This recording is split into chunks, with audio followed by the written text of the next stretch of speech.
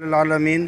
अली जे आका बतूल जे बाबे हसनैन जे नाने जी मुबारकबाद अर्ज़ कयां थो ऐं उन सां गॾोगॾु सरकार इमाम जाफ़र सादिक़ अलैहिस्सलाम जी विलादत बा सआदत जी मुबारक अर्ज़ कयूं था।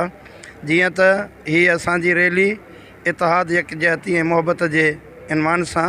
पाक पैगंबर खे इलाह आलमीन मोकिलियो मोहब्बत जे लाइ हुयो, प्यार जे लाइ हुयो ऐं हिक ॿिए सां सुठे सलूक इख्तियार करण जे लाइ मोकिलियो हो। ऐं असांजी हिन रैली जो मक़सदु बि इहो आहे त मुसलमान पाण में यकजहती जो मुज़ाहिरो कनि ऐं दुश्मन खे ॿुधाइनि त इस्लाम कल्ह बि हिकु ई हुयो, अॼु बि हिकु ई आहे, क़यामत ताईं हिकु ई रहंदो। असां सभु अहल बैत जी ऐं पाक पैगंबर जी